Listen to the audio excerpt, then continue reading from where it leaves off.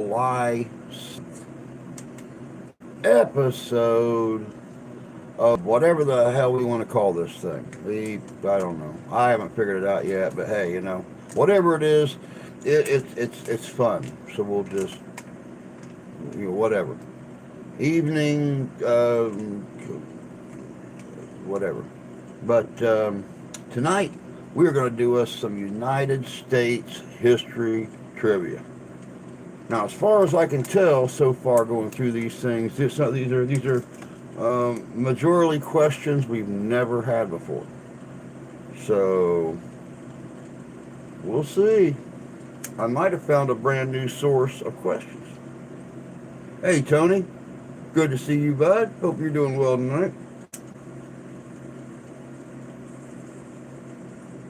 Of course, as usual, we'll give it about till a quarter after or so to start throwing the questions out there. That way, folks, you know, got a chance to get in there. To Mussolini, what is up, my friend? Hope you're doing good.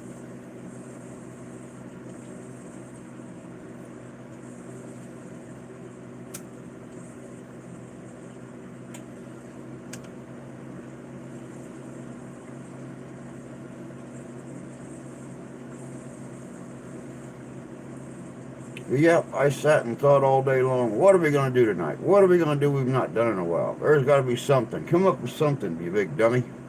And I thought, we've not done history in a while. We've not done trivia. So I went on the search to find never before asked U.S. history questions. At least I hope that they're ones we've never done before. So far, it looks like it. Ah, come on. Get off the screen, get off the screen, get off the screen, get off the screen. Now you can get up there. Bloody bastard. Let me see here, let me see here. Oh yeah, doing good, Moose.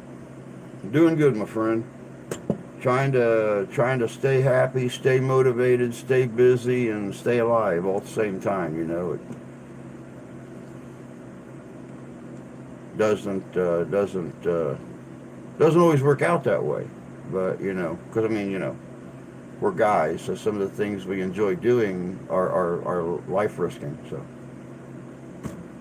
what's up, Skipper?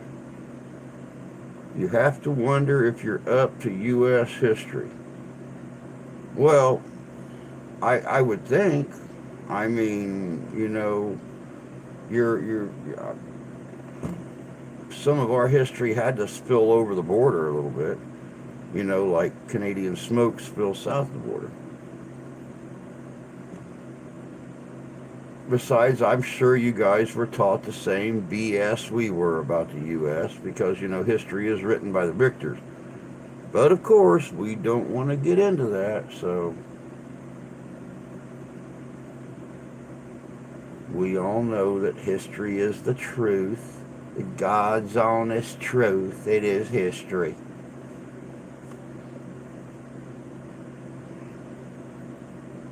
Buck, what's up, buddy? Good to see you. Hope you're doing good. Oh, you're funny.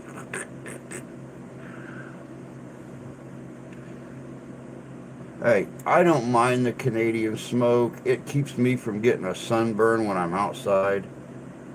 Um, so, cloud over my sun. I don't care. You're helping to keep the heat, or you keep it warm down here on the surface with all the cloud cover and everything. I don't care. I don't care. I just hope it stops sometime soon before, you know, um, three-quarters of Canada looks like the Hollywood Hills after a dry summer. I mean, thank God that a lot of the areas that are burning aren't as populated as Northern California and stuff like that. Um, it's not. I mean, the tree. I don't know though. I mean, there's no funny way to really joke about what's going on up there with the fires and stuff because even if human lives are being spared because it's not as populated in those areas. Um, you still got to look at the fact too that the nature that's destroyed, the wildlife that's destroyed, the lingering effects of all the smoke, not only on the Americans but more so on the Canadian people. And it just,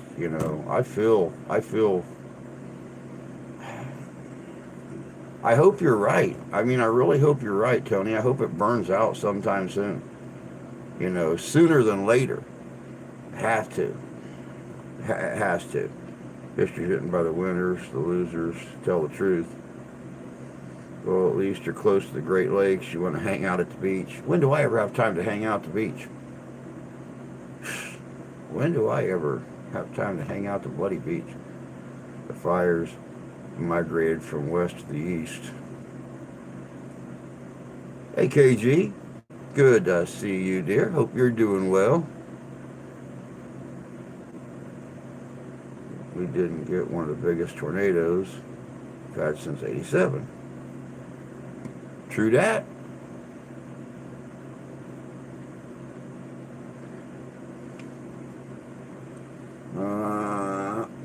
We did get bloody auto. Alright, keep their smoke to themselves. Cold weather too. No, I like the cold weather. I like the cold weather.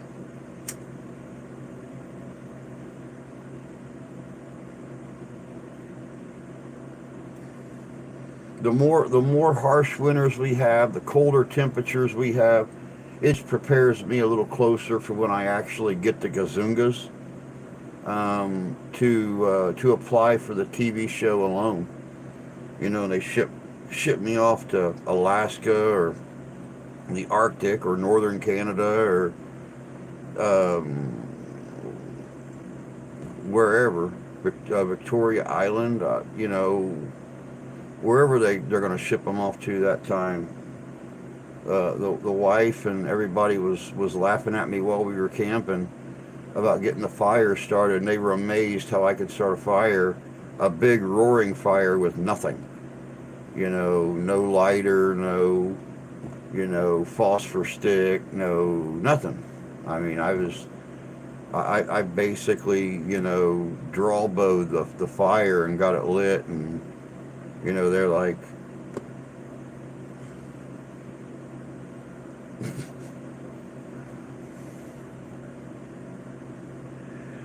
Kentucky, wow, are you with child? Well, there's a nice blatant way of just spitting it out there, Tony. Good job, bud. I'm proud of you.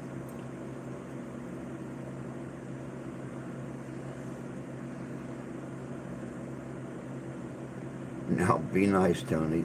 No.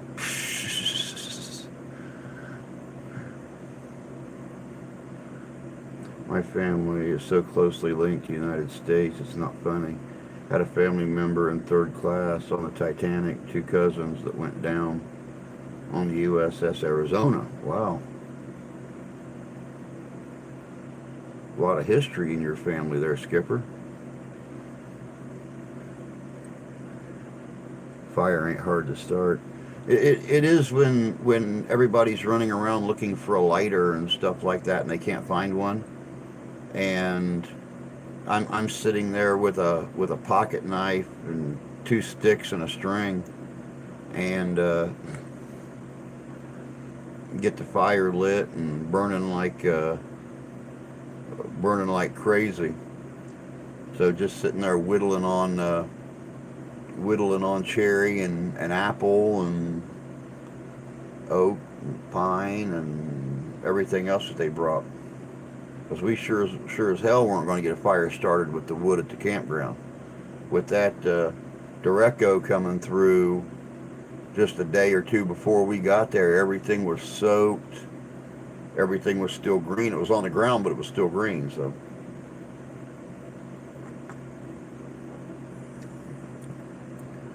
let me see here. One never quells rumors without asking questions. True.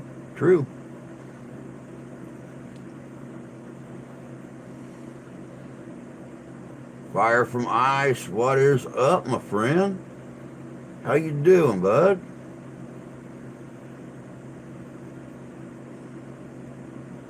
AAP is in the house. Luke and Becca. Or maybe just Luke, or maybe just Becca. Who knows? I can't see them, so no clue. Bowing is fine. Bowing is fire. Bowing a fire is just masturbation practice. It was awesome seeing you and Wookie too, KG. It's real nice seeing you guys.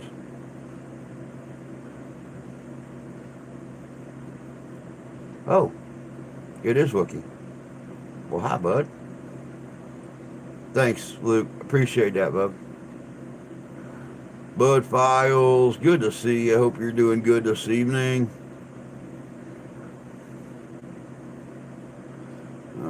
Becca's in the hospital. Something with her diabetes medication was causing her kidneys to shut down. Oh my God.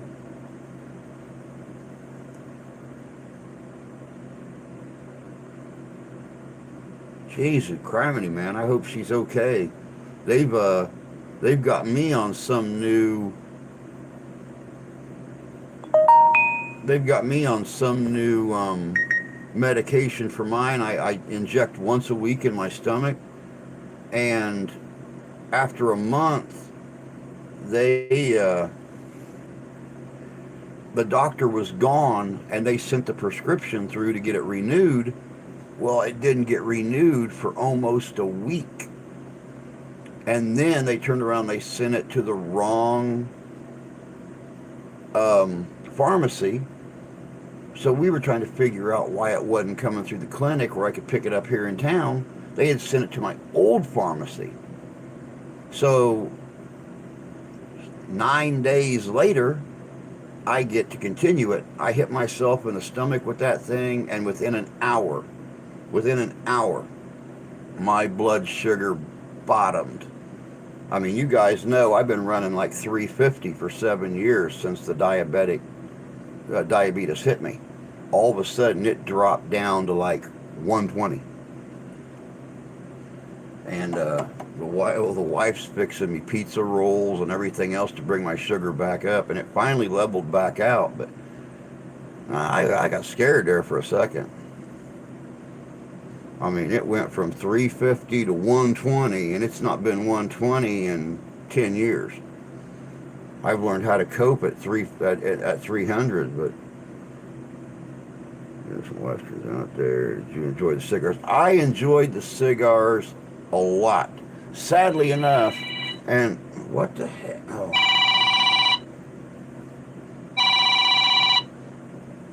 Hold on a second, guys. Yo. Hey. What? Oh, geez, who crying me? And I've got it laid out in here, too.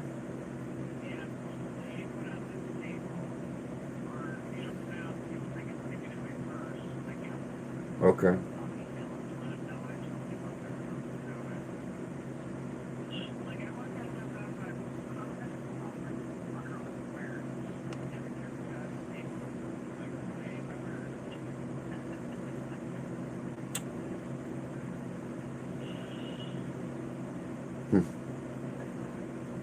Okay.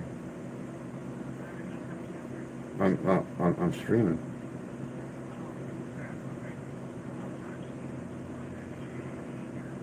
Yeah, I'll talk to you on your later break.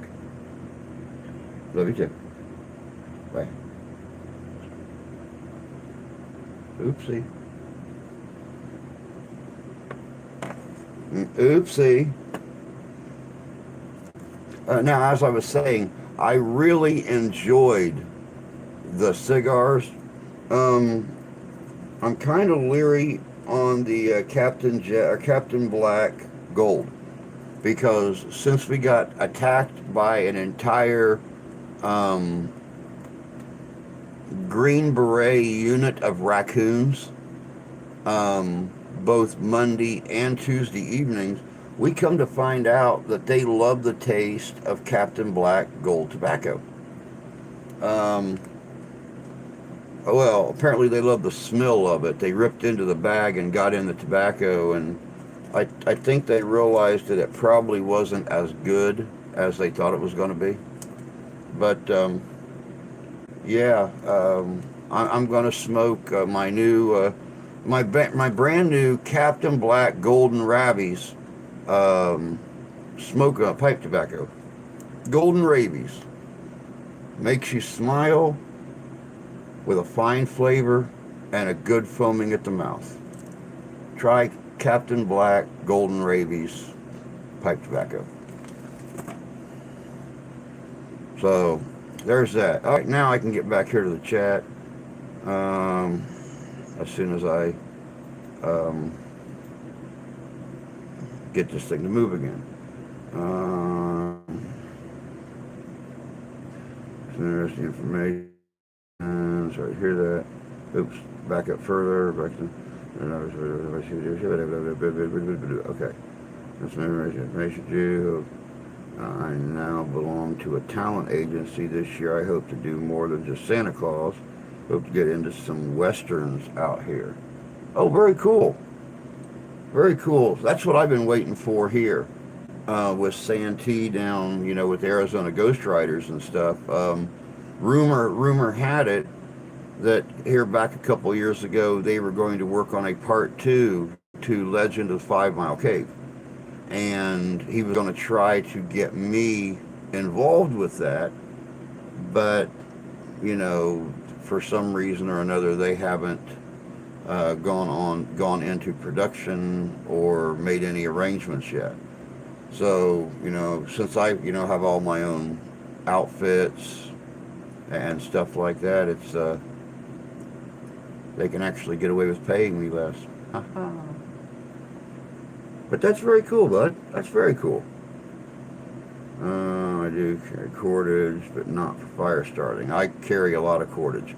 I've got probably 500 feet of paracord, plus I carry a 900 foot roll of artificial sinew that in itself, just one, where's it at? Right there. Just one strand is about 50 pounds of pressure, but I can actually split one strand down into 5 strands. That's what I use for all my sewing on my my hide outfits and things like that, because it's so strong. Material's going to tear before the seams rip in it. So I always carry paracord and sinew with me. Every day trying to figure this out. I'm sure it has, bud. I'm sure it has. God, give her a kiss and a hug for me. Tell her I'm thinking about her. That's scary, man. That's scary. As long as you guys have been together and stuff like that, and now, for some reason, her diabetes wants to start. Jesus, God. Do you guys still do Red Friday down in the States? I've never heard of it, so I don't know. I don't know. I've never heard of it. Well, just got my insulin dosage doubled this afternoon.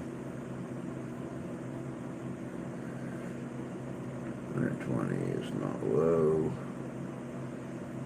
Well, they said for me 120 is very low. But they said, it should run somewhere between 90 and 120 as an average. But with my body being used to mid 300s, by dropping like that, I automatically start going lethargic. I start getting really dizzy, lightheaded, and it was scary, man. It was scary. I had to hold on to some stuff, and I walked out in the kitchen and kind of just lumped over into the counter. And she actually helped get me to the table that day. It was dropping fast because I'd gotten my body used to it, then cut it off, so my blood sugar went back up. Then when I hit myself again, it automatically just dropped. It didn't casually, because this new medicine is supposed to, Trulicity I think is what it is. It's supposed to just really gradually drop you down, and then when you get to normal, it levels out and keeps you there. And it made so, I have something else to talk to the doctor about um, when I see him at the end of the month. His awesome professionalism in the things he does. I'm going to count blessings that don't have diabetes dealing with. Hemochromatosis is bad enough. Wow, hemochromatosis. Well, being hema, it's got to do with the blood, but that's all I know out of that word is I don't understand what chromatosis is. Wow, I've been down to 28. You're lucky. My mother-in-law usually stays right around 90, and they tell her not to let it drop down any lower than that because she can go hypoglycemic. So I don't have it either. PPR, good to see you. Hope you're doing good. It's tough with 6 boys and a sick mother. Oh my God, I know. I can't imagine, man. I can't imagine what you've been going through with her being down and the boys to take care of.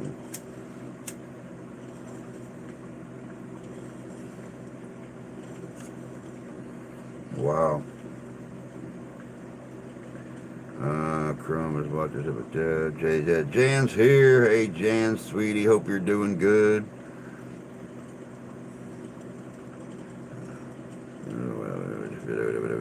Thank you. Becca is in hospital. Medicine she's been taking has tried to shut her kidneys down.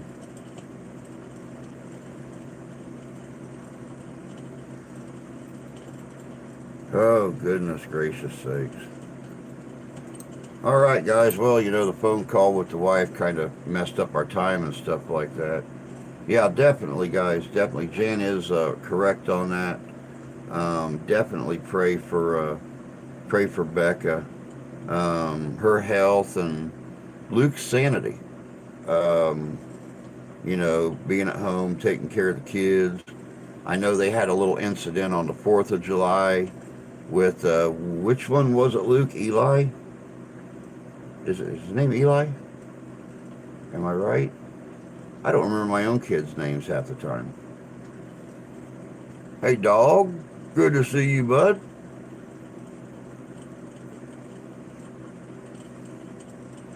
Leaf. That's it. Levi. Where did I get Levi from?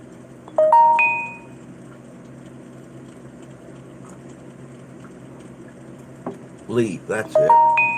Yeah, that's the youngest one. My God.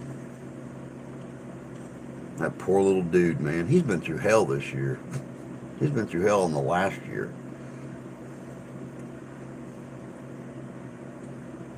Levi is the youngest. Okay. All right. Like I said, man, I can't keep your kids straight. I've never met the little boogers. I can't even keep my kids straight, and I helped to raise them. All I know is their mother was doing some kind of weird drugs because all of them have J's and Justin, Jake, Jared, Jamie, Jesus, God. We have Luke, Lawton, Landon, Leaf, Lackland, and Levi. That's so cute.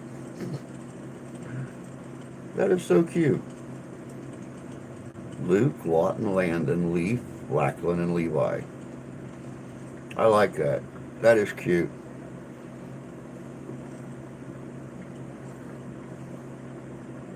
Yeah, we're gonna have to figure out how to get Luke and Becca to Ghost-O-Rama in August in Hartford, there at the Van Buren County Poorhouse Museum. We didn't get a chance to see them at Paw Paw last year. We are going to have to try to get them to, if nothing else, they can live stream from there, which would be Very, very cool. But, you know, I could see that. I could see them doing a live stream from Ghostorama. Keith, Kathy, Keith Jr., Casey, Kurt, Caitlin, Kirsten, and Cody.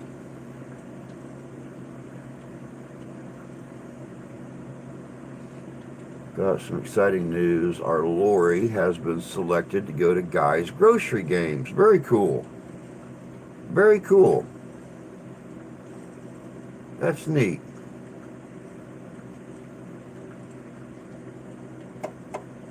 I'd fail that.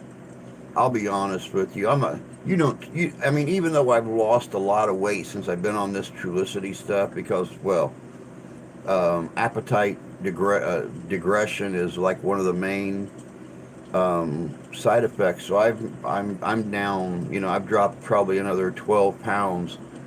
Mr. Ian, good to see you. I've dropped another 12 pounds since I started that medicine. Even working at a restaurant, I've dropped weight. And but I still will go to the store and I'll be running around looking for certain things, and all of a sudden something I like will catch my eye. I'll be like, oh. I'll be the only contestant on Guy's Grocery Games that shows back up at the register with a cart full of crap I wasn't supposed to get. Much like when the wife takes me to Walmart.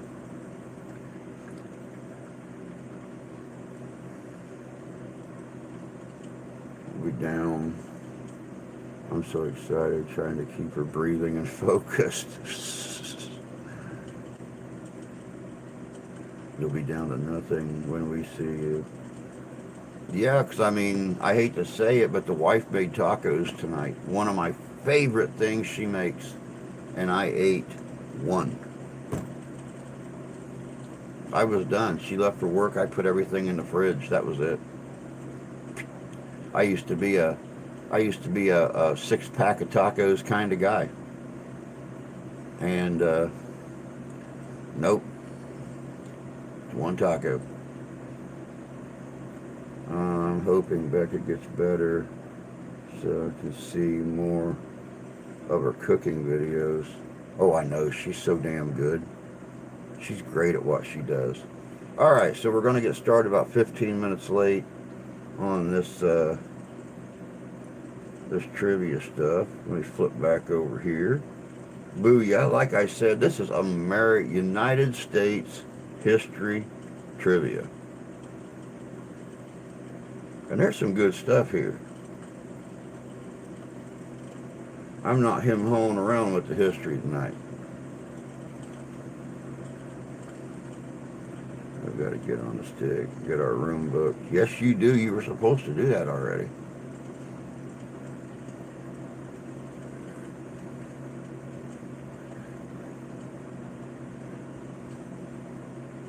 Terry, good to see you, love. Hope you're doing well tonight.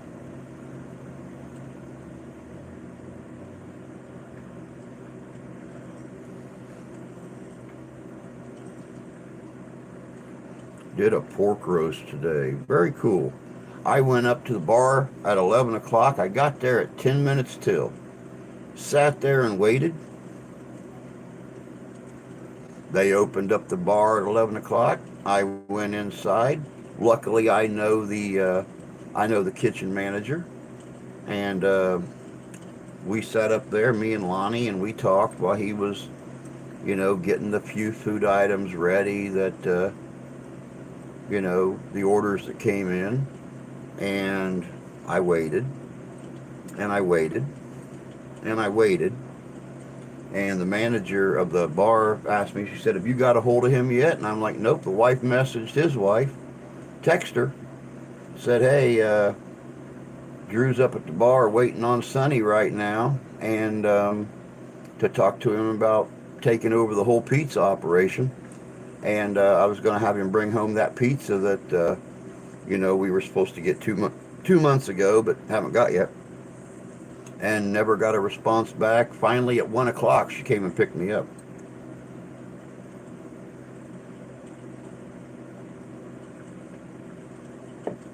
So 2 hours I sat up there and just got to know the crew. So, hey, wasn't too awful bad. At least now I know who I'm going to work with. I know I'm behind. Luke, just know you're all in my thoughts and prayers. Yeah, definitely so. Yeah, well, Luke and Becca and the kids are always in my thoughts and prayers. So, I mean, that's what happens when you have friends. You just don't get to see that often.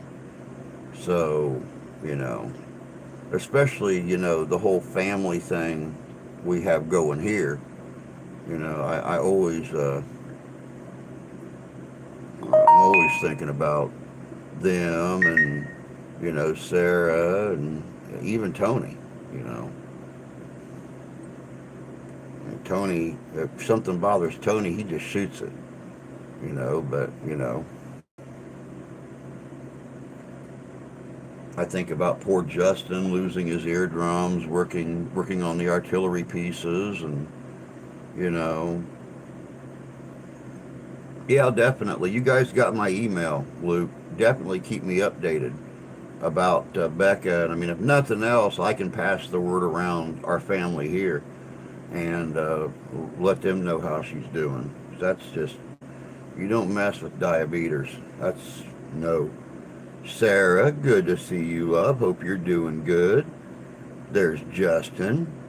I'm doing all right. Keeping my head above water. Keeping my feet on top of the ground. You know, toes wiggling in the grass, things like that. Doesn't care whose feelings he hurts.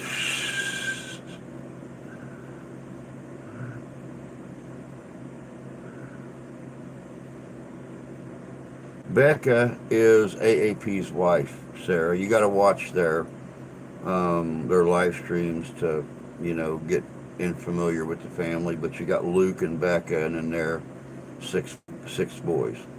So you don't hurt any feelings, Tony. See, she just hurt your feelings. All right, but anyway, it is 7:30. It is time to get fired up with this amazing. Let me figure this mess out here. We're going to drop this cord down here. Right down. Move this over here. Right down. My coffee situated there. All right, we got this thing rolling now. Boom.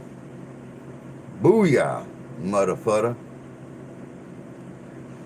Which U.S. president proposed in 1784 to end slavery in all the territories, but lost in Congress by one vote? Which U.S. president proposed in 1784 to end slavery in all the territories, but lost in Congress by one vote?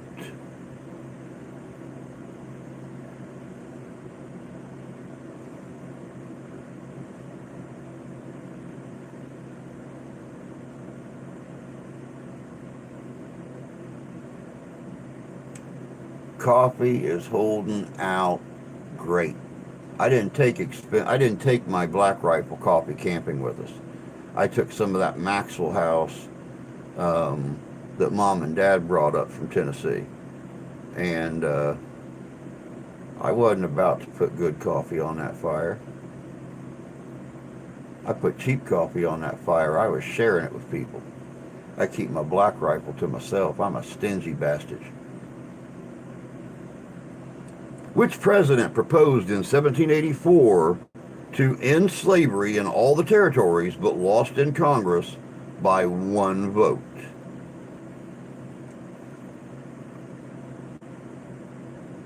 I'll be bringing more with us next month, and moonshine too. Ooh, ooh, ooh. Yes.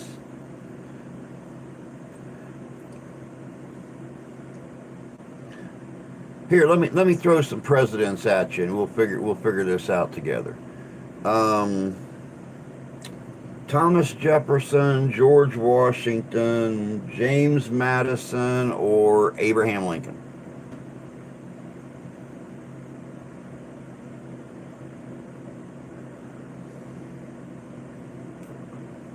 Thomas Jefferson, George Washington, James Madison, or um, Abraham Lincoln.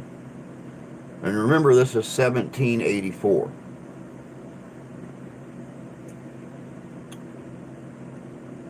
No, yeah, Lincoln did end slavery. It was not Monroe. He was not even a choice. Was not Madison either.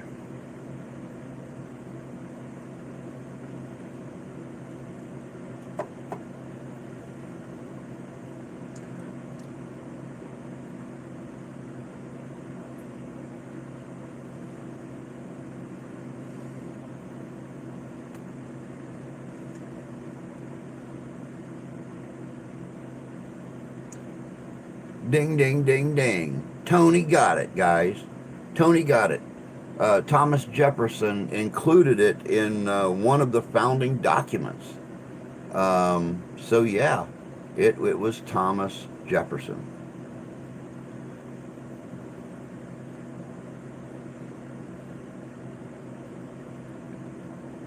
Oh, and by the way, guys and gals, I just wanted to let everybody know, though my wife will not let me put one of the huge paranormal investigator stickers on the doors of her new car, she has, however, designated the back window for our YouTube family.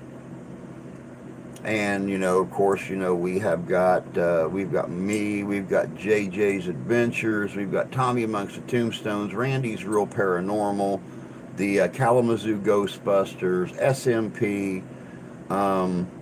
So anyone who wants, um, anybody who wants to display or wants us to display their stickers for their channel or anything like that, um, either get with me on Messenger or email me at livinghistorycomesalive@gmail.com. I will get you a mailing address where you can send the stickers, and I'll get that back, get a spot cleaned off on that back window, get them stickers right up for display. Let me see here. I do no such thing. No. Whose tooth is on the necklace? Um,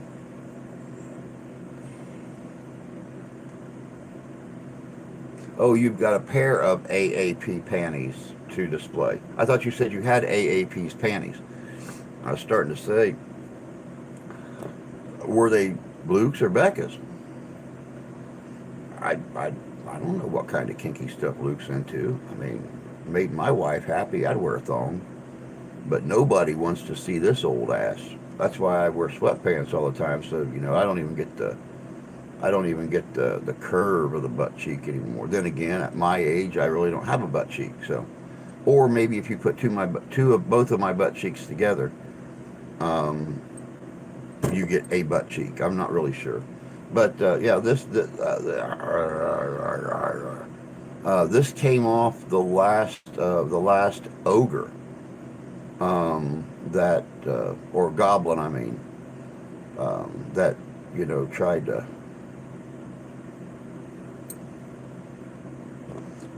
I'm not even going to BS around about it.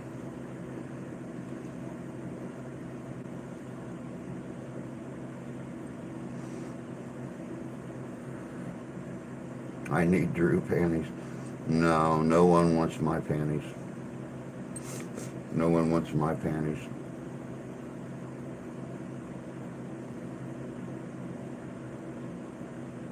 My friend's boyfriend wears women's thongs at times. It's odd to me.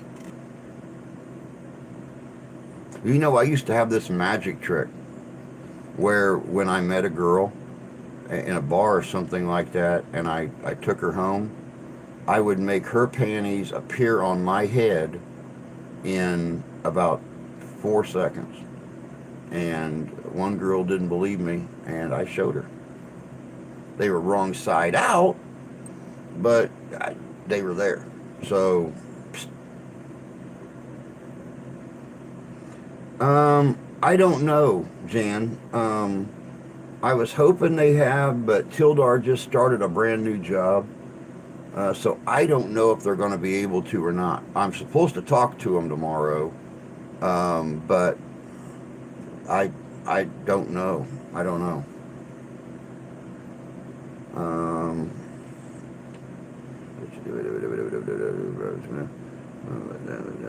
oh, hey Terry, good to see you, bud. Hope you're doing well.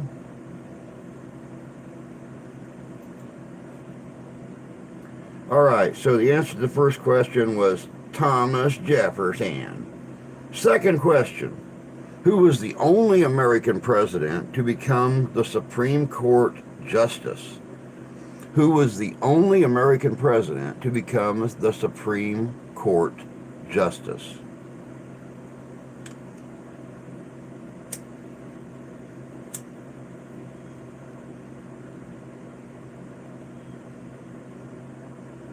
Who was the only American president to become the Supreme Court justice? And don't forget, guys and gals, I know we don't normally talk about politics in here, but this is back when presidents actually done their job. So, you know, these are all post Lincoln era. So they were all still good presidents that, cared about the people. And who was the only American president to become a Supreme Court justice? Let's see here. Who's saying what? Who's saying what? We got a Monroe. Sarah's drinking again, guys. Look at her type. Monroe. Monroe.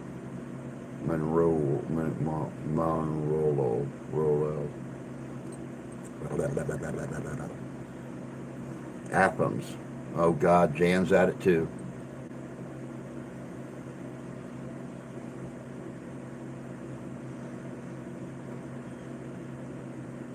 Athens. There's two presidents I never heard of before. James Monroe and John Athens.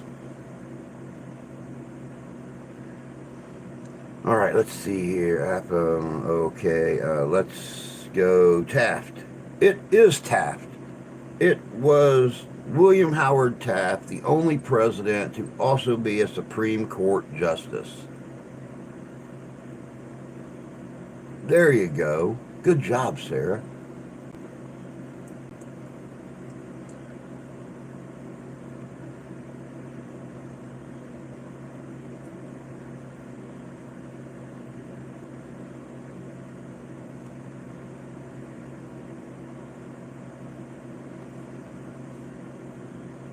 Well, this will definitely throw history on its butt. I like this question. I don't know who compiled these questions together, but I already like them. Which famous American patriot yelled, "The regulars are coming," as a warning? He did not yell, "The British are coming." He yelled, "The regulars are coming."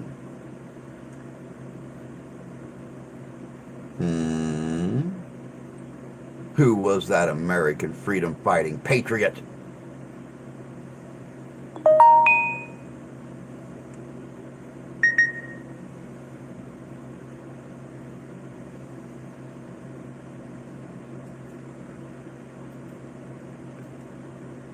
Terry got it right, guys. It was Paul Revere. Paul Revere yelled, "The regulars are coming. The regulars are coming." And somebody yelled, "Shut the hell up. It's 2 o'clock in the morning, you dumb bastard." Or something like that. Whoa, whoa, whoa. Nice shooting, Tex. Okay, now, without counting all the stripes reflected behind me,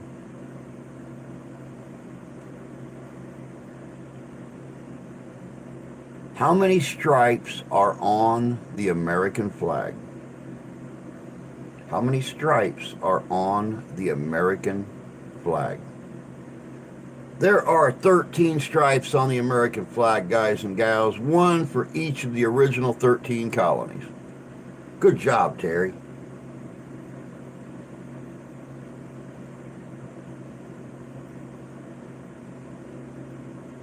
I love how he got stuck in the tub. Well, you know, Taft wasn't a tiny feller. He was Rataportly.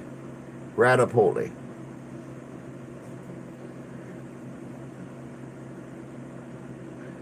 What? Yeah, we already got that one. When was the Statue of Liberty erected in America? When was the Statue of Liberty erected in America? Yeah, I know. I said erected. But she is French. I mean, God only knows what she's wearing underneath that toga. She's a French chick, guys. Oh, fish in. Fishy, fishy, fish in. Not what time of the day, what year was the Statue of Liberty erected in America? It was not 1886. It was not 1886.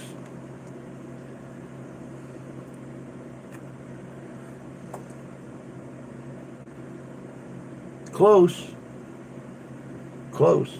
But, well, much like me, no cigar.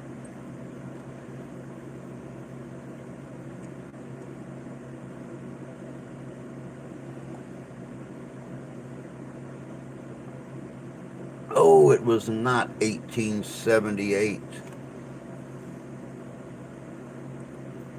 It was not 1878.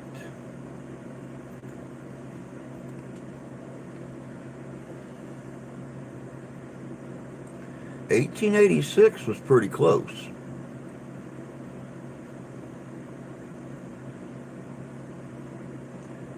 The closest bid without going over wins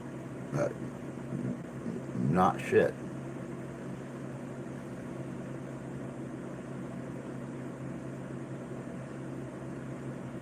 Taft was a total guess, but I did think I knew the statue.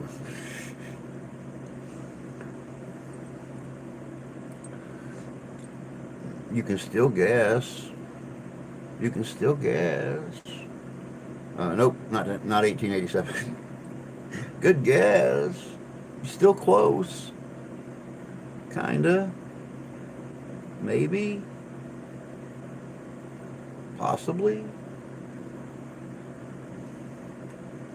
Not 1884 nor 1886. According to Google, it was 1886. According to Google, they're retarded because it was not 1886. It was dedicated in 1886. Thank you, bud. Dedicated in 86. It was actually erected in 1885. Good job, Sarah.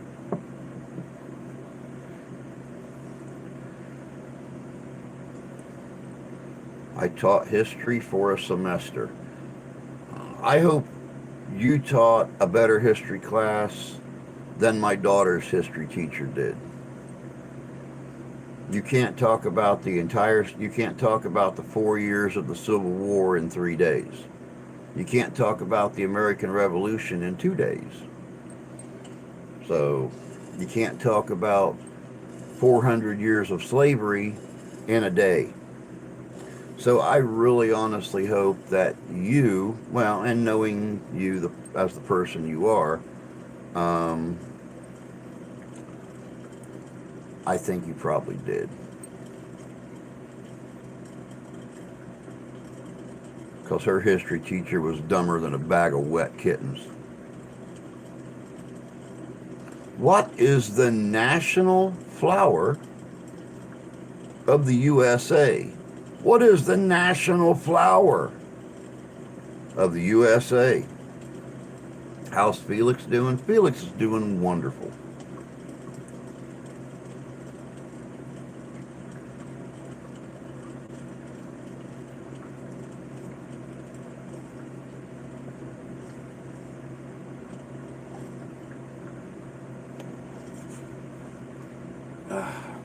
Put that down there for a second.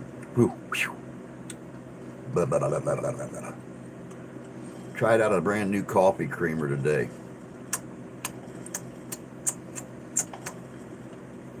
Wow, it's just sweet. No, but we have to condense it all in a week. It's awful. Per curriculum, you have to. Yep. Yep. I absolutely agree. You can't. How do you condense, 300 years and growing into a semester, and walk away from that with the kids retaining anything important? A date, a name. People are throwing up answers to that question left and right. The national flower of the USA, Jan had it right, guys. It is the rose. It is not just the yellow rose of Texas. It is the rose, the national flower of the USA.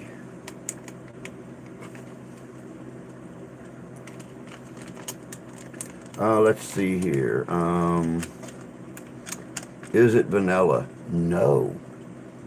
No, it is actually,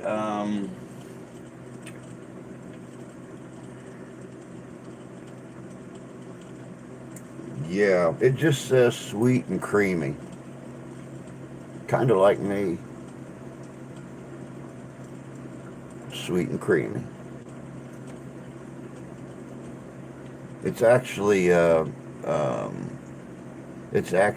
sweet, heavy cream with cinnamon in it. Boy, is that stuff sweet.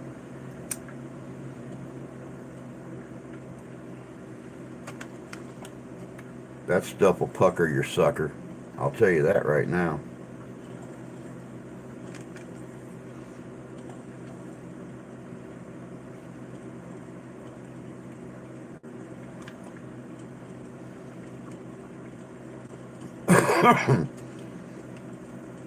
I have that one now. That's the best, Drew. I like it. I like it. I mean, it's just sweet, but I like it. You don't even have to put sugar. You don't have to put the slightest bit of sugar in your coffee with that stuff. Woo. Yeah. Okay, next question. And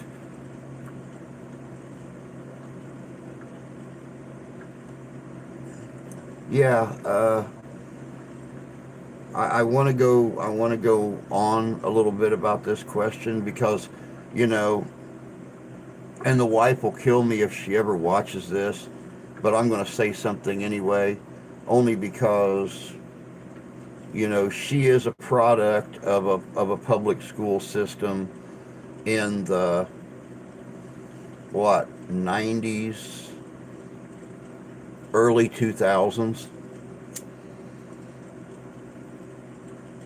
and the rushed curriculum that the kids go through. And we were doing a geography quiz one night to help, Felix with her geography. And this question popped up, an semblance of this question popped up on Felix's geography. What is the name of the mountain the four presidents' faces are carved into? And my wife, in all her glory and beauty, sat up. She goes, I know this one. Gibraltar. They're on the Rock of Gibraltar. Me and Felix just kind of looked at each other, looked back at her mom, looked back at each other, and started laughing. And she says, what? I said, that's wrong. It's not the Rock of Gibraltar. And she said, it is the Rock of Gibraltar. I remember being taught that in school. I said, no, it was not Gibraltar. I said, perfect example. I said, you know how I am about public education and history. I said, what's the capital of Washington State? She said, Washington, D.C.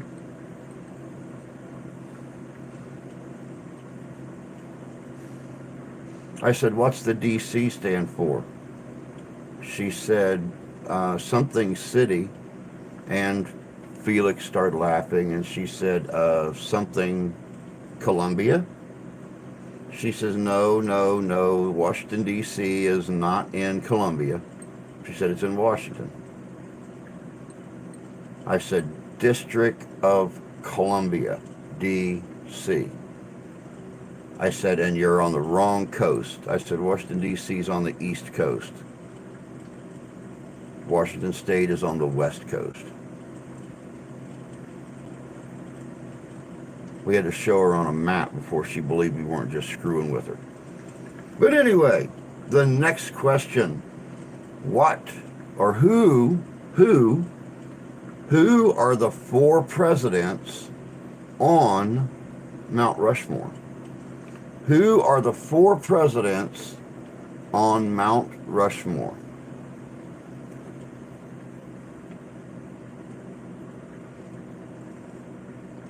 Who are the 4 presidents on Mount Rushmore?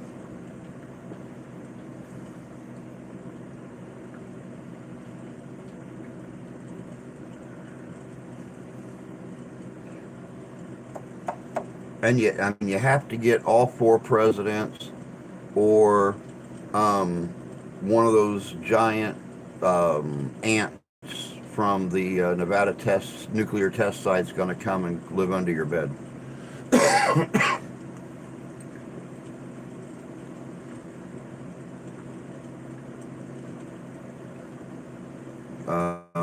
We have a Washington and Jefferson. There's a Washington and Jefferson. Washington, Jefferson, Lincoln, and Adams.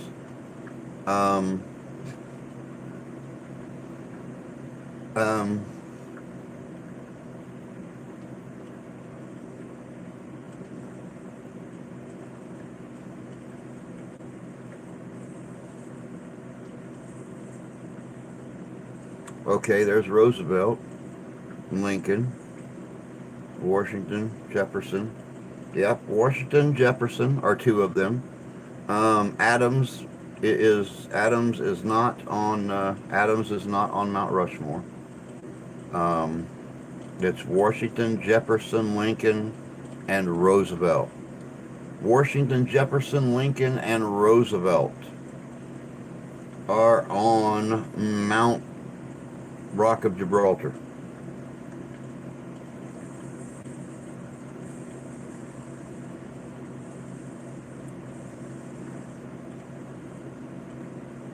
Washington, Jefferson, Lincoln, and Roosevelt. Hey, Jay. Good to see you, bud. Glad you're finally home.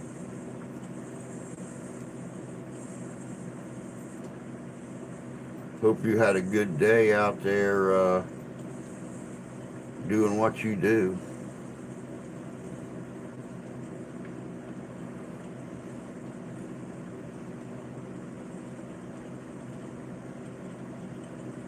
On Stone Mountain, yeah. What was the name of New York City before it was New York? What was the name of New York City before it was New York?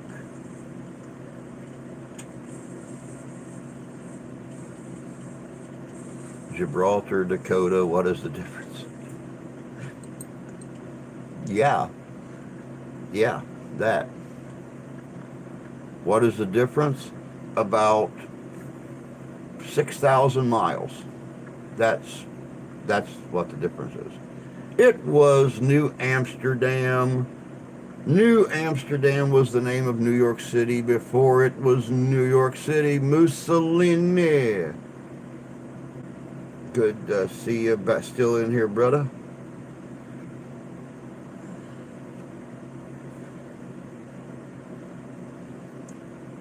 When were Native Americans given the right to vote? When were Native Americans given the right to vote?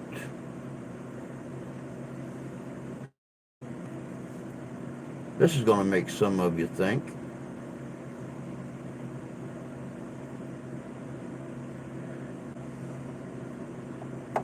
When were Native Americans given the right to vote?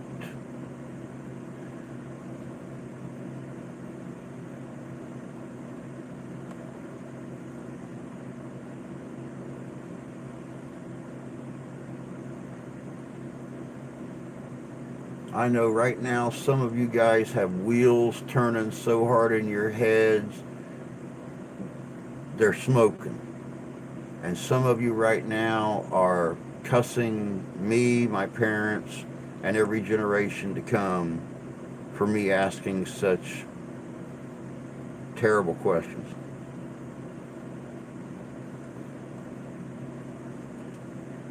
When were Native Americans given the right to vote? I will tell you it was in the early 20th century.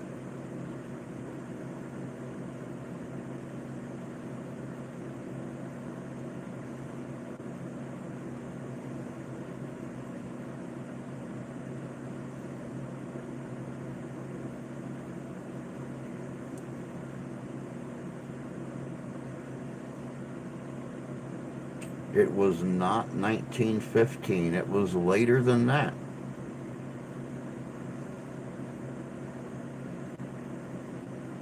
Let's see here. 1900 to 1910 was the first decade. 1911 to 1920 was the second decade. So it happened in the third decade of the 20th century. There, we'll pin it down. We'll pin it down a little bit tighter for y'all. The third decade of the 20th century. What was the year Native Americans were given the right to vote?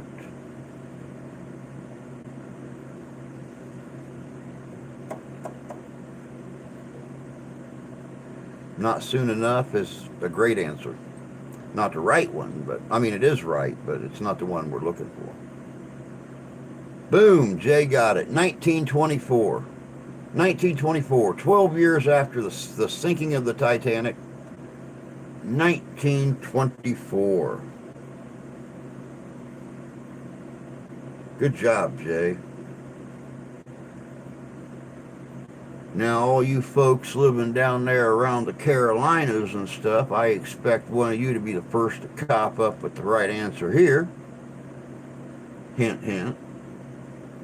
The sequoia tree is named after the leader of what famous Native American tribe? The sequoia tree is named after the leader of which famous Native American tribe? And that was a guess.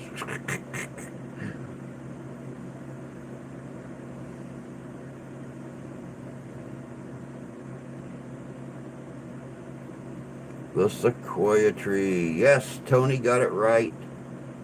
The Cherokee. Sequoia was the one who came up with the Cherokee alphabet. Good job, Tony.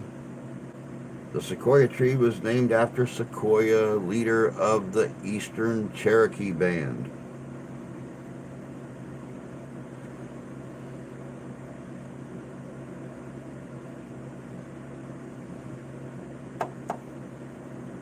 Next question. Benjamin Franklin borrowed the symbolic bald eagle as a national emblem from which confederacy? Benjamin Franklin borrowed the symbolic bald eagle as a national emblem from which confederacy?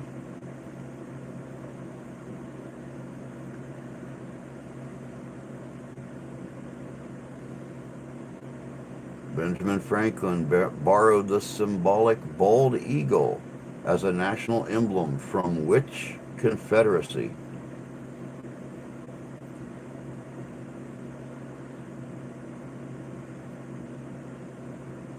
The South. No, wrong confederacy. You're talking 90 years before there was a Southern Confederacy. It was the Iroquois. The Iroquois Confederacy. Franklin had an infatuation with the Iroquois Confederacy from up around New York State. Had a big fascination with their government setup, their laws, their symbols, everything. A lot of our nation's laws and stuff were set up based off of the laws and customs of the Iroquois Confederacy. It's a damn shame in 300 years we've lost almost all that. Evolution? Bad government?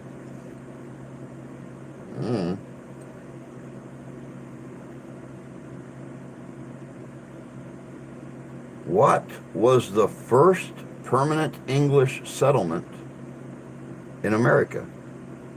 What was the first permanent English settlement in America?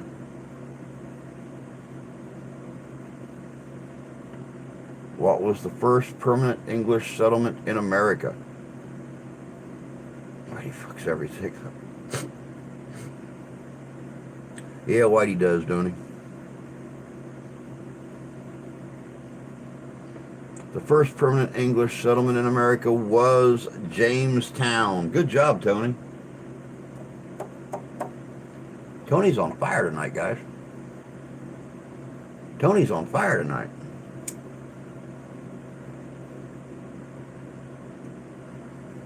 The first permanent English settlement in America was Jamestown.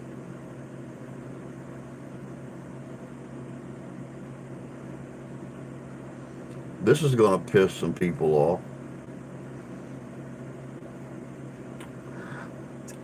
But it's a question and I have to ask it. Multiple choice. Multiple choice. So we're going to make this even easier to piss people off. What is the official language of the USA? English, Navajo, Spanish, or none? What is the official language of the USA? English, Navajo, Spanish, or none?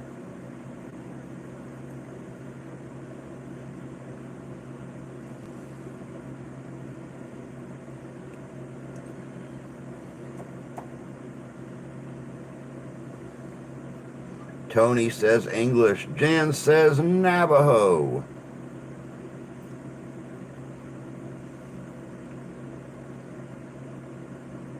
Jay says none. Jay is right. The United States of America has no official language. So every time you hear somebody say, you need to quit speaking Spanish and learn English, that's the official language of the United States. No, it's not. The United States has no official language. The U.S. does not have an official language. It just so happens English is the most widely spoken language in the U.S.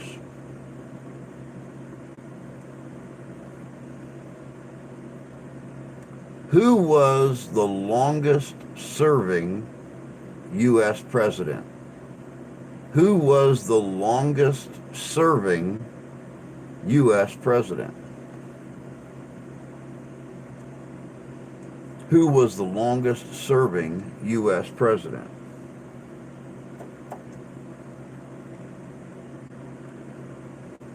It was FDR. Franklin Delano Roosevelt was the longest serving U.S. president. I told you guys, Tony's on the ball tonight. I better watch out.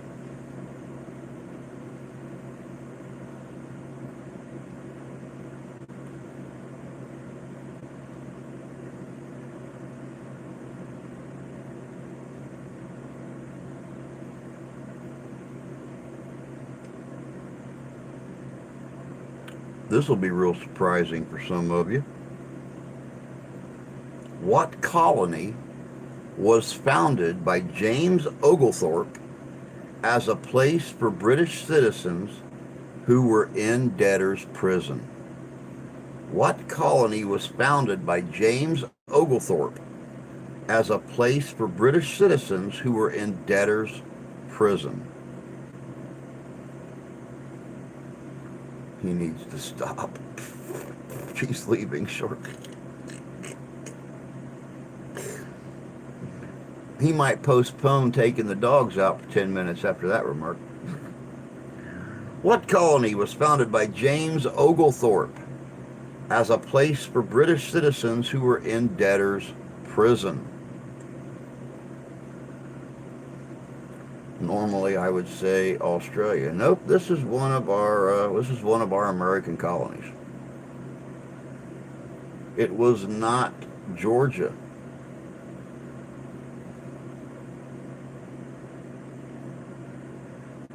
And Jay, believe it or not, this place is closer to you than you think. What colony was set up by James Oglethorpe as a place for British citizens who were in debtor's prison?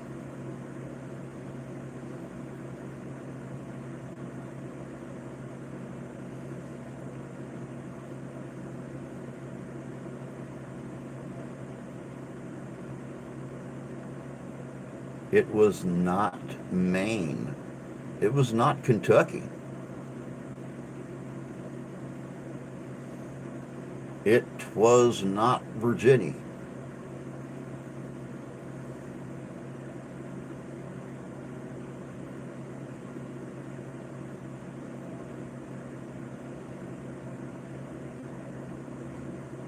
It was Pennsylvania. Pennsylvania was originally founded by James Oglethorpe as a place for English citizens who were in debtor's prison. Pennsylvania.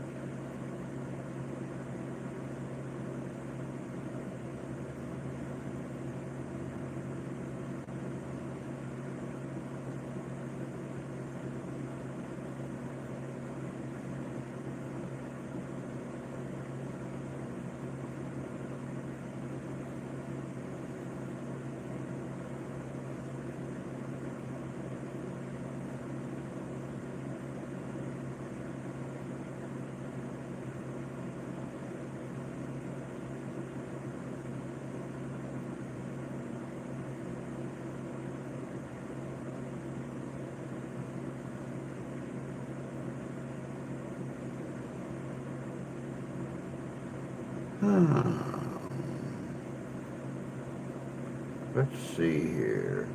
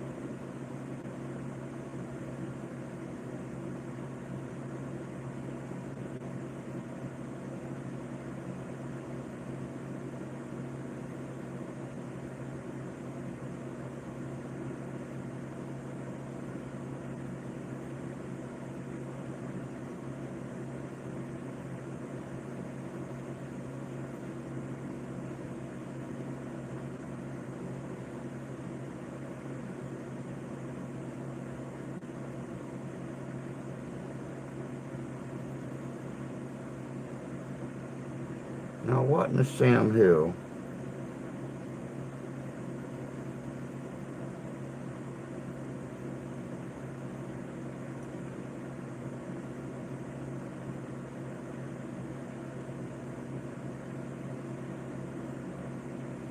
Who was the first? Oh, Tony's going to take off? Aww. Aww.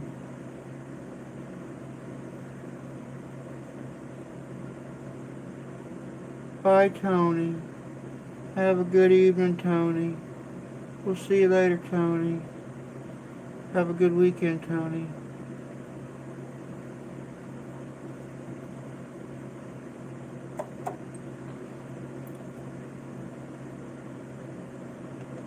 Which First Lady was the first to outlive her husband? Which First Lady was the first to outlive her husband?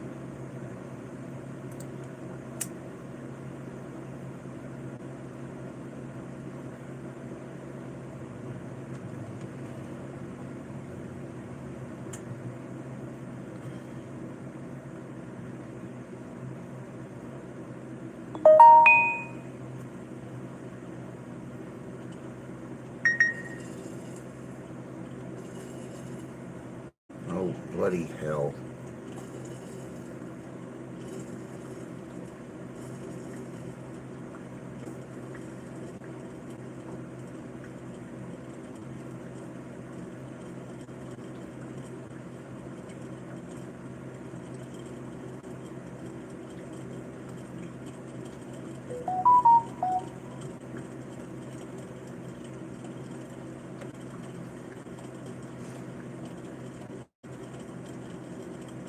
It was Martha Washington. Martha Washington was the first lady to outlive her husband.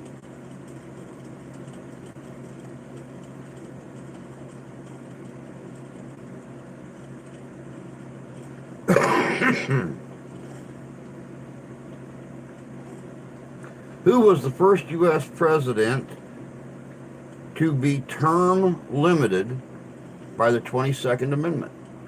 Who was the first U.S. president to be term limited by the 22nd Amendment? Who was the first president to be term limited by the 22nd Amendment?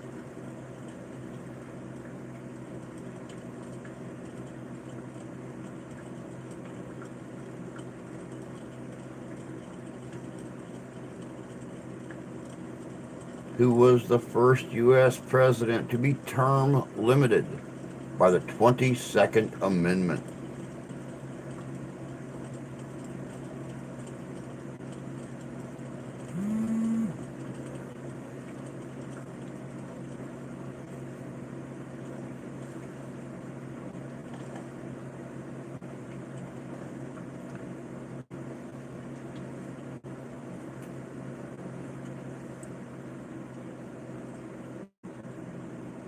It was not Harry Truman. It was not Harry Truman. Who was the first U.S. president to be term limited by the 22nd Amendment?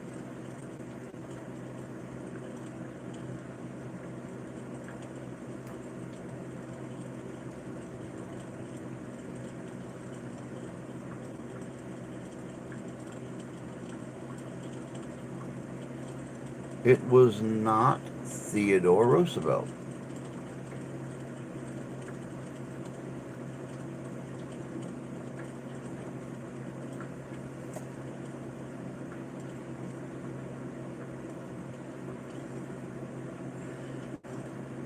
It was Eisenhower.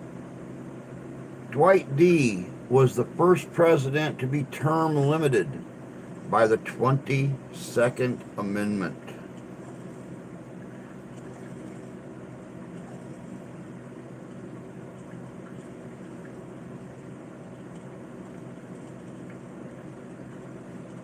What was the first nation to officially recognize the independence of the United States? What was the first nation to officially recognize the independence of the United States?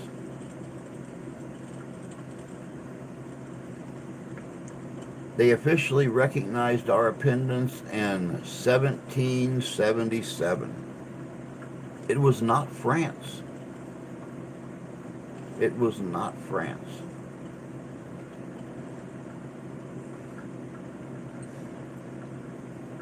No, it's not France.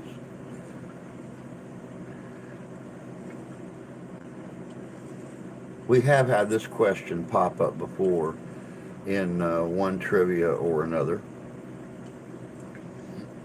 Most people don't even recognize this place as a nation, but it is.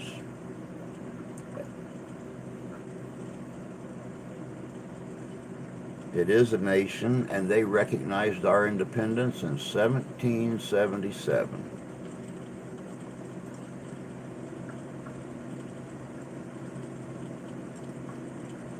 It was not the Netherlands.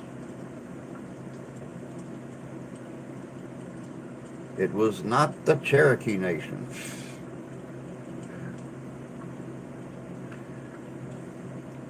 This is a very warm and sunny place where most wealthy socialites hang out at the beach all day and eat expensive food.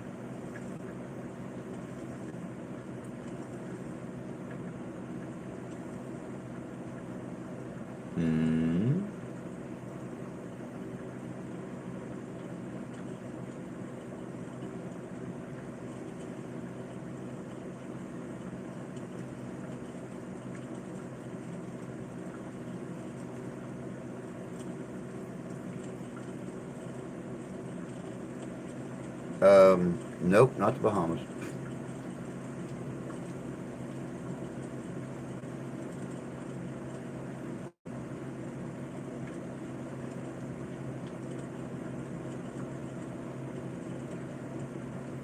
Nope, not Mexico either. But it does start with an M.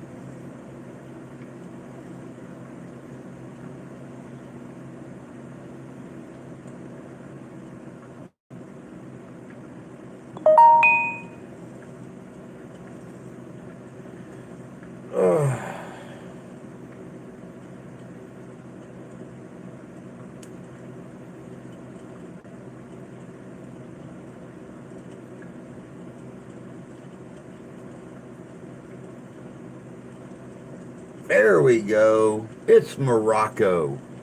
Morocco was the first nation to officially recognize the independence of the United States in 1777.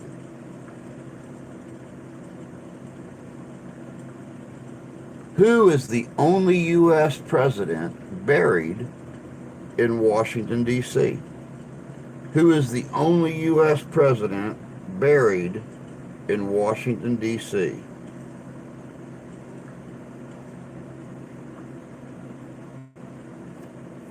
Who is the only U.S. president buried in Washington, D.C.?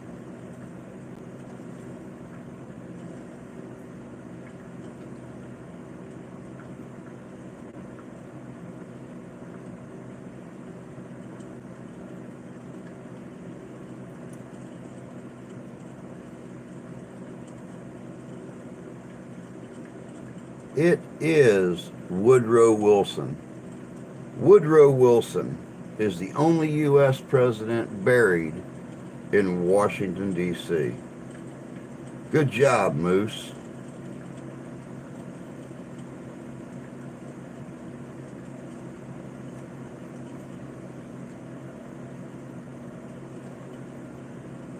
Who personally saved the United States from financial collapse during the War of 1812 by placing most of his personal assets at the disposal of the government and underwriting about 95% of the war loans.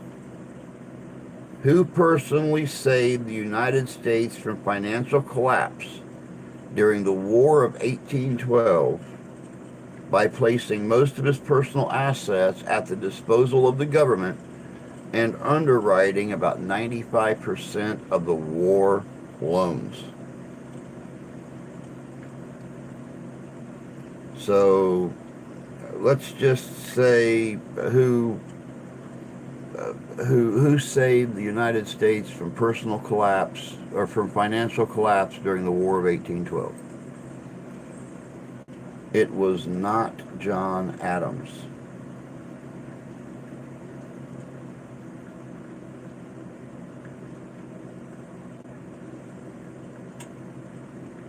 Who saved the United States from financial collapse during the War of 1812?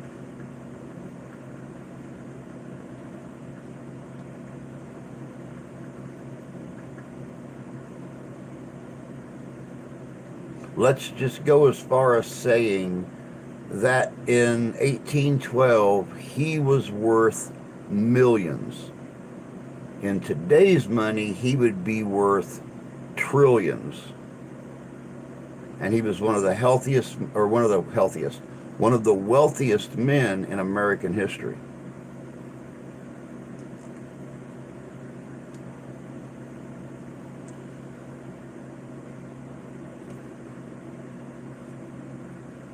This guy was so rich during the War of 1812.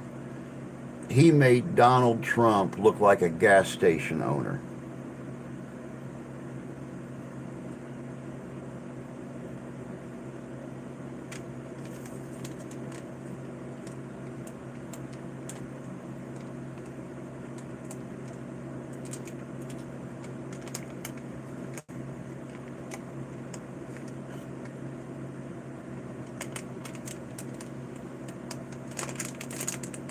Believe it or not, Moose, you're probably not the only one that's stumped.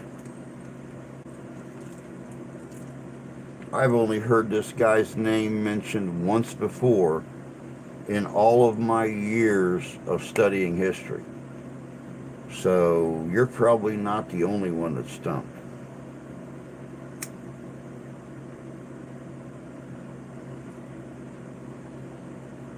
As a matter of fact, I'm going to look him up real quick here.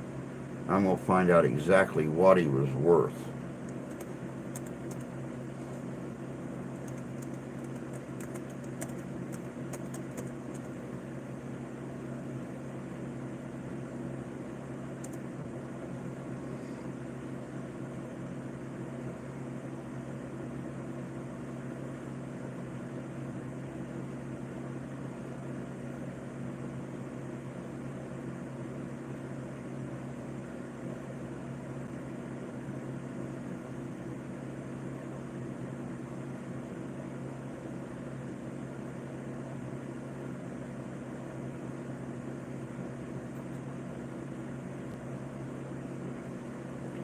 Let's see here if this tells me.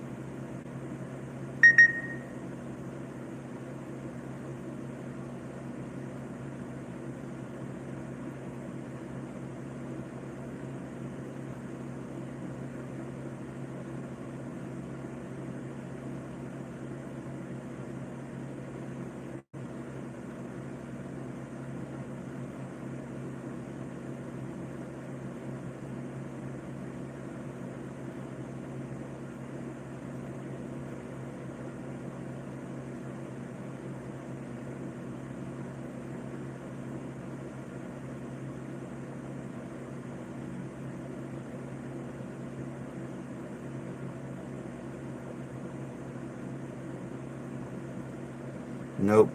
They have no recorded amount on this guy, but he is considered to be the fourth richest American in all of history. the fourth richest American in all history. His bank that he started financed the War of 1812, and its holding was over $1 million in 1812.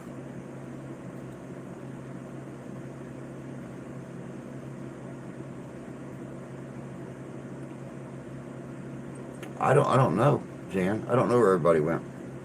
The man's name was Stephen Girard. Stephen Girard. Like I said, he was considered he is considered to be the fourth richest American in all American history.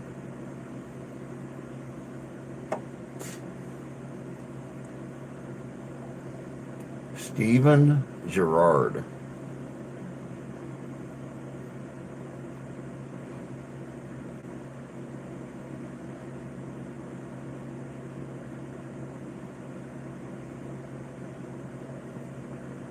Who was the first U.S. president to have his voice recorded?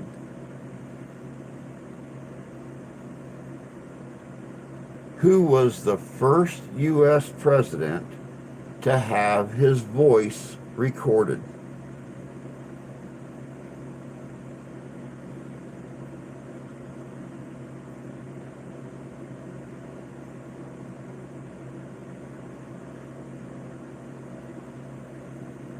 Well, I'll tell you what, anyone who wants to check this guy out, here is his name. It's a very interesting story, to be honest with you. What little bit I just scanned over, super interesting story. Entrepreneur, philanthropist, worth an exuberant amount of money.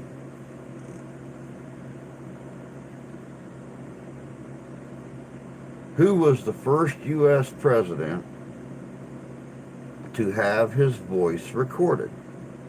It was not Coolidge. It was not McKinley.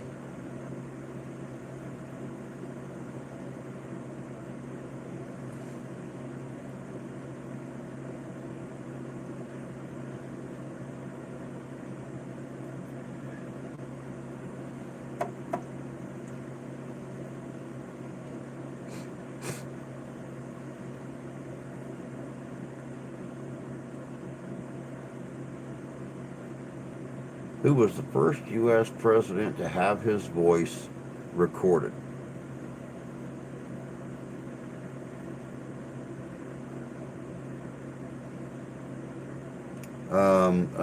And just as a little hint, this first president to have his voice recorded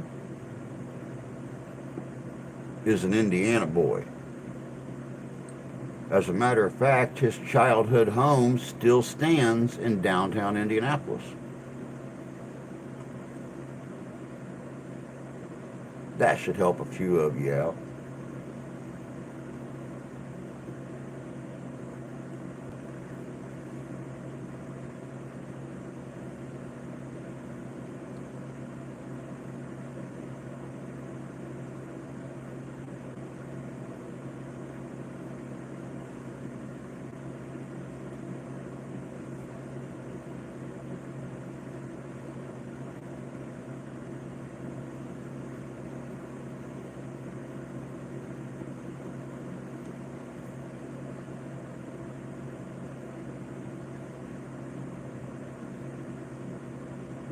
Who was the first U.S. president to have his voice recorded?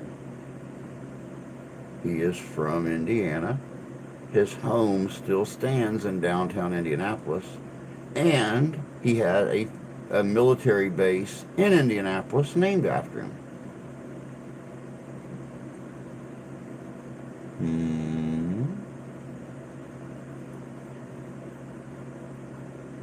Come on, that'll help your Google search. Military bases in Indianapolis, Indiana. It was Benjamin Harrison. Good job, Moose. You're faster on the keyboard than Jay. It was Ben Harrison. Good job, my friend. Who was the first U.S. president under the age of 50? Who was the first U.S. president under the age of 50? Who was the first U.S. president under the age of 50? It was not JFK. It was not JFK. Who was the first U.S. president under the age of 50?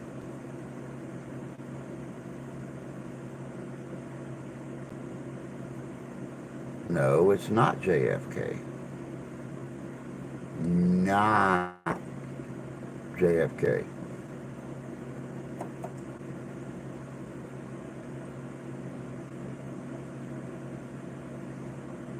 Who's the first U.S. president under the age of 50?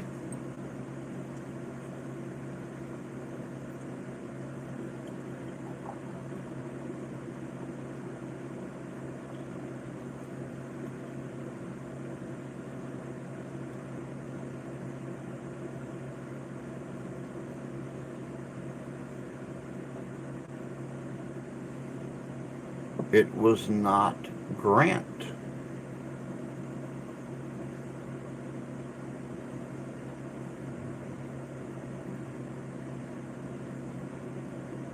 Who was the first U.S. president under the age of 50?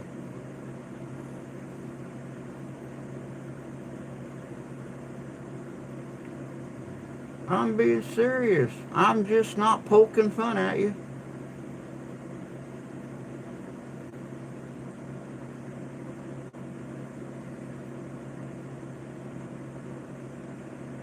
Hey, Sean, good to see you, bud. No, not Theodore Roosevelt.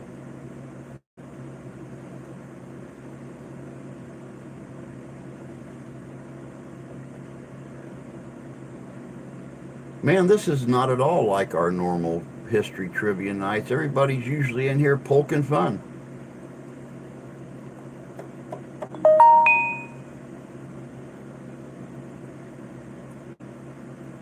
Poking fun.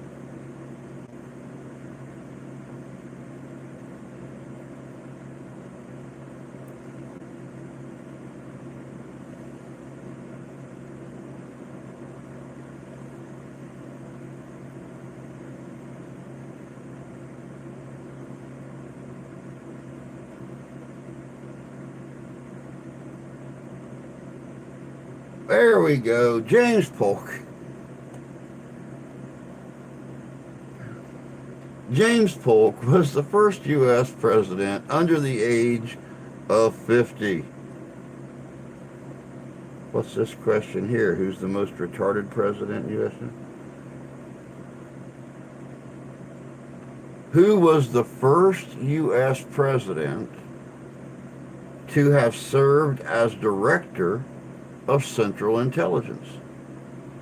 Who was the first U.S. president to have served as director of Central Intelligence? Which makes no frickin' sense to me. But anyway, I'm biased, maybe.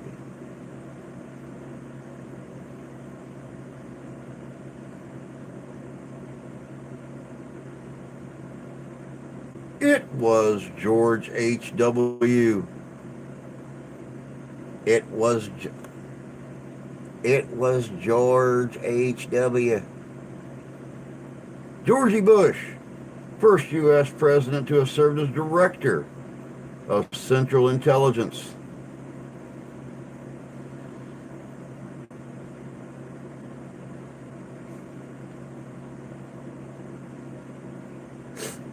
Oh, this one's good. What U.S. president lost the nuclear launch codes for months and nobody ever found out? What U.S. president lost the nuclear launch codes for months and no one ever found out?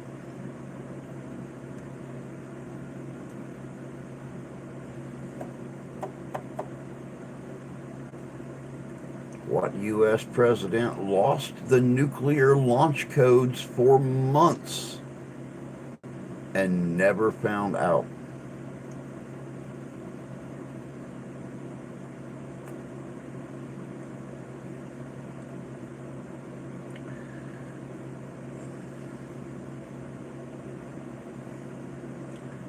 Well, accidents happen, I guess.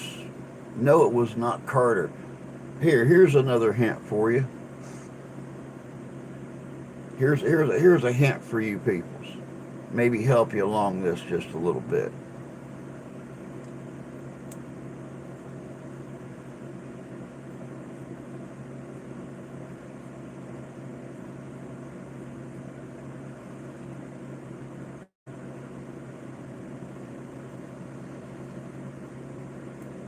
There you go.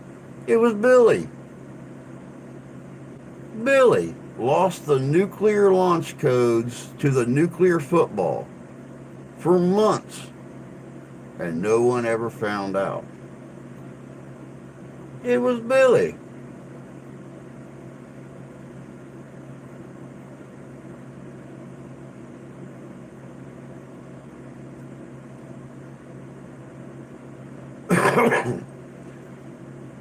In what year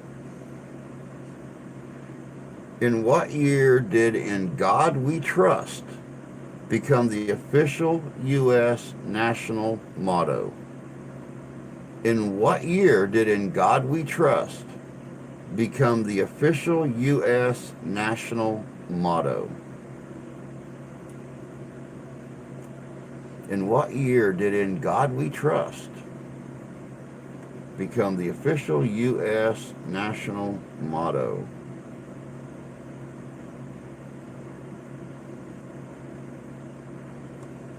It was not 65.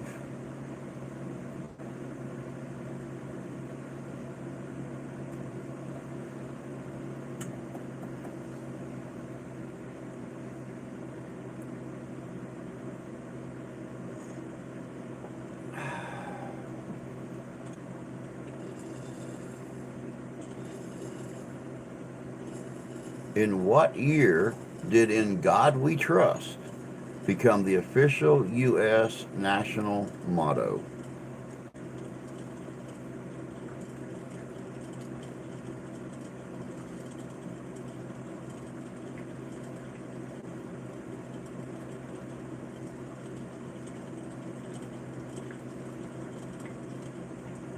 All right, Jan.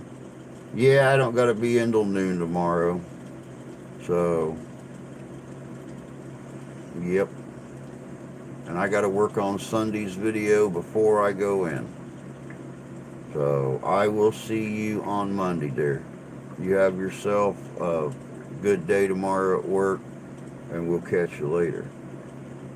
It was 1956.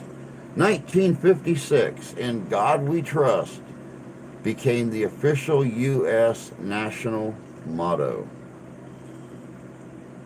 Oh, this should be good. Just by the answer, it should be good.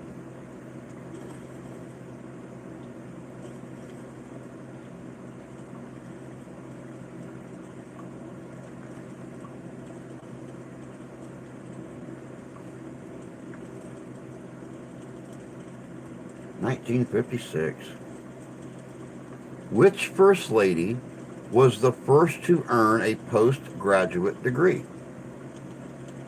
Which First Lady was the first to earn a postgraduate degree? Which First Lady was the first to earn a postgraduate degree?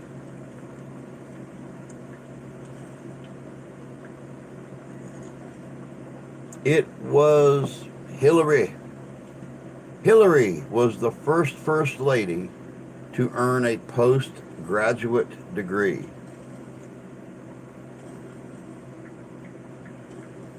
Good job, Fish. Good job, bud. What president gave the White House its name? What president gave the White House its name? What president gave the White House its name?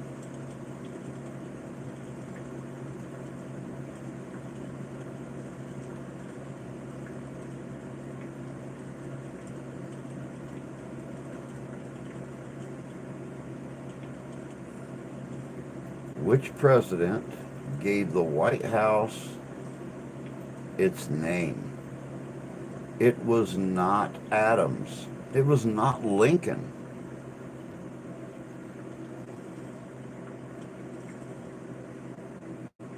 Good guesses, though, guys. Two great presidents. Which president gave the White House its name?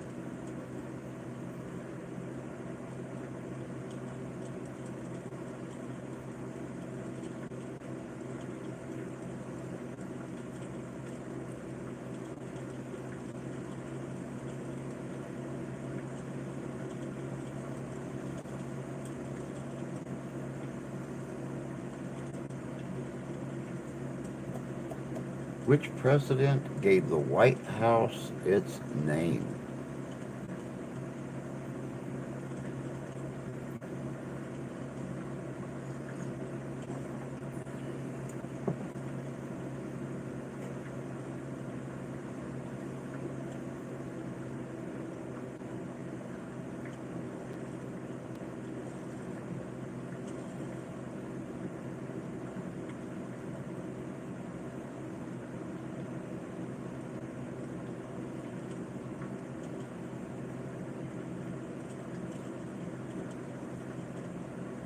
Reverend Blue Jeans.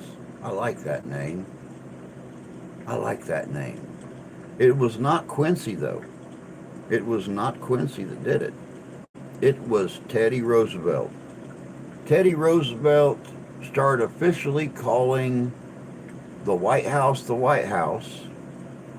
in 1901. Before that, it was called the President's House. Teddy Roosevelt in 1901 started calling it the White House.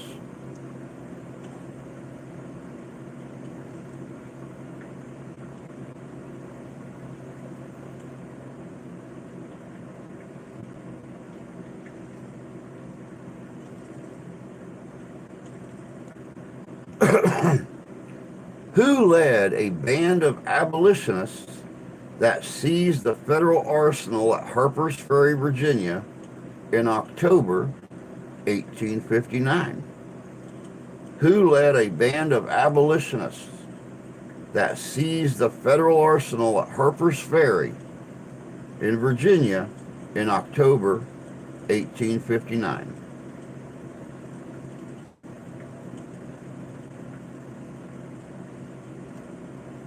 It was John Brown. Good job, Moose. Good job. It was John Brown.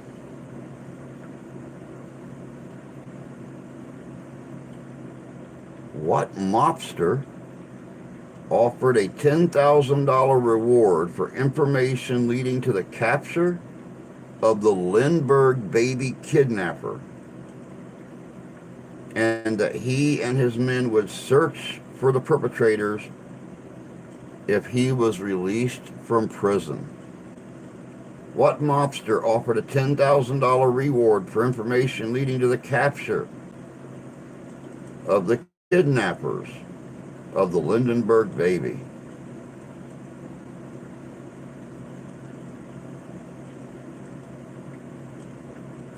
It was Capone. It was Capone. Al Capone offered $10,000 for information leading to the capture of the kidnappers of the Lindbergh baby.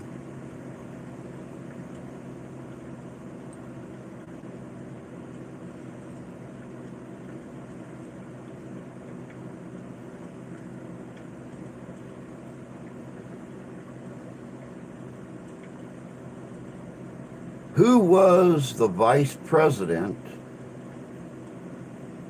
Who was the vice president when the atomic bomb was dropped on Hiroshima? Who was the vice president when the atomic bomb was dropped on Hiroshima?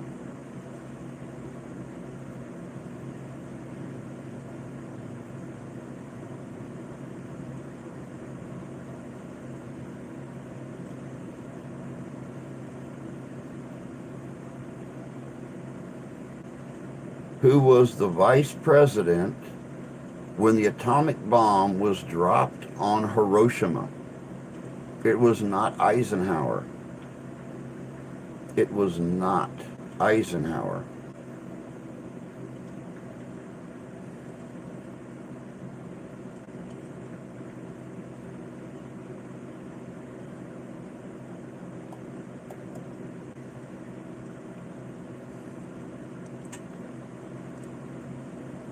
This answer is going to make some fellows go,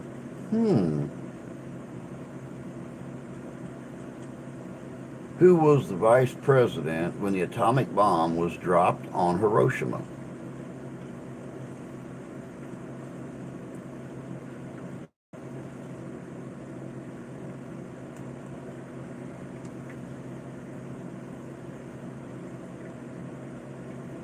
It was, hey, Cheryl. Nope, believe it or not, Truman was president at that time. Who was his vice president?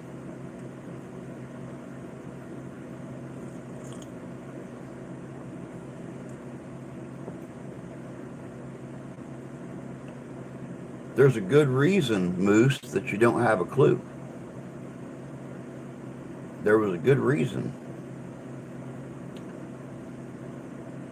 There was no vice president. There was no vice president. Truman was elected president. He did not have a vice president for the remainder of his term.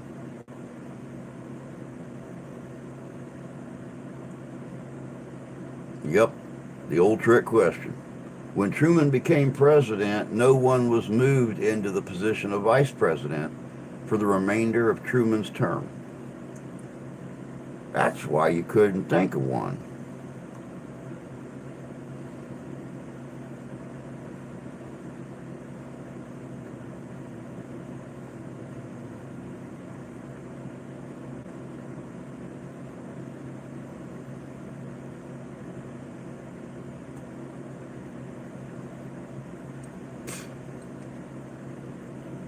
Really? Really, truly. Oh, this is a good one too. I never knew this. What future president delivered an 84-minute campaign speech after being shot just before the event? What future president delivered an 84-minute campaign speech after being shot right before the event?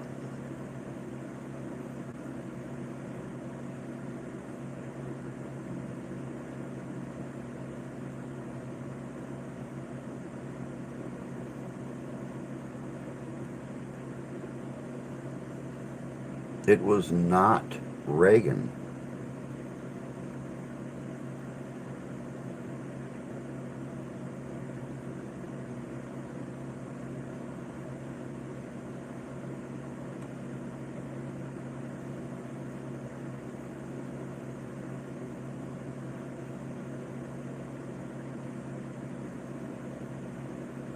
One very tough SOB.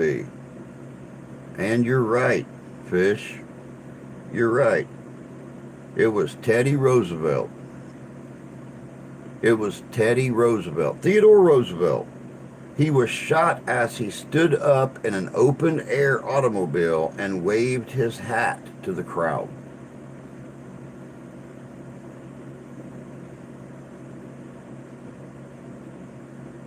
Shot and then went up on stage and done an 84-minute campaign speech. That was one tough SOB.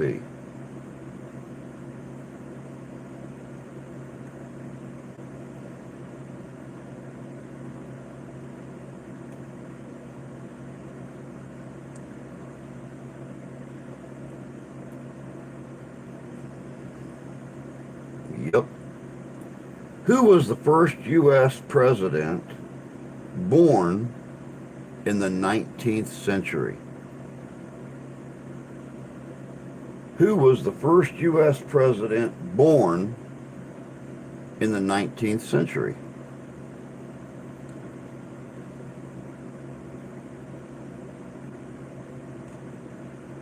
Who was the first U.S. president born in the 19th century?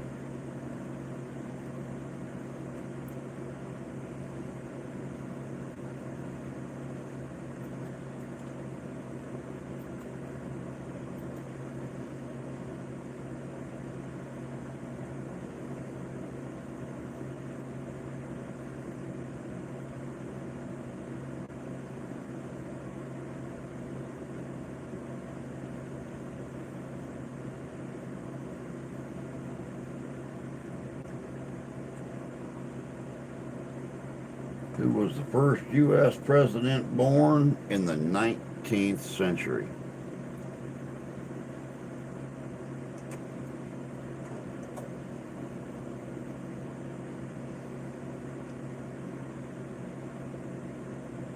It was not Lincoln.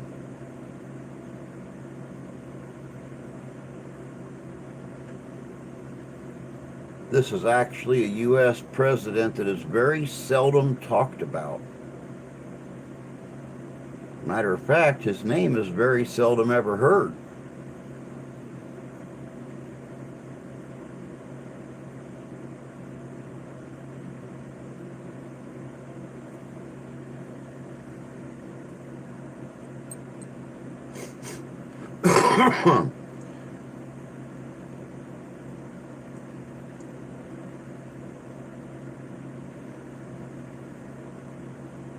Franklin something.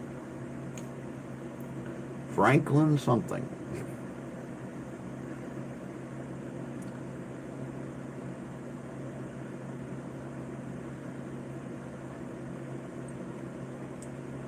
What the heck is his last name? Pierce. Franklin Pierce.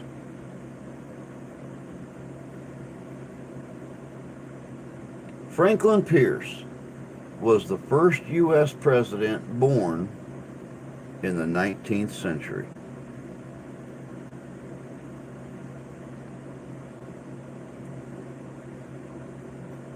But all right, guys and gals, that'll do it. We got less than a minute. Matter of fact, it's that time right now.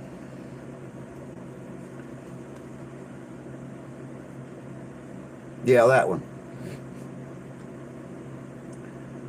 Thanks everybody for coming in tonight, hanging out for a little U.S. history trivia. A lot of good information there. Fish, you take care of yourself, bud. Have a lovely weekend, Cheryl. I got to work all weekend. And the wife's only 2 days off next week. At least Sunday will be good. I got Tyler from Midwest History Comes Alive and Brenna coming in on Sunday to hang out for a day or two. We might even have a guest Monday morning for morning coffee and chat. Who knows? Well, at least one guest on camera and another one just kind of sitting back in the shadows somewhere. But, you know, that's just the way that goes. But you guys all have a great weekend. Like I said, thanks for coming in and doing a little trivia with us tonight. Y'all have a great weekend. Take care of yourselves. Take care of each other.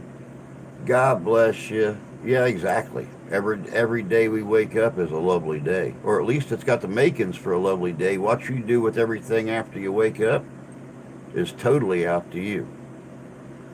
So, y'all take care. Have a good weekend. Take care of yourselves. and we'll catch you on Monday morning, 8 o'clock a.m. Eastern Standard Time for a little bit of coffee and chat. We'll catch you all later.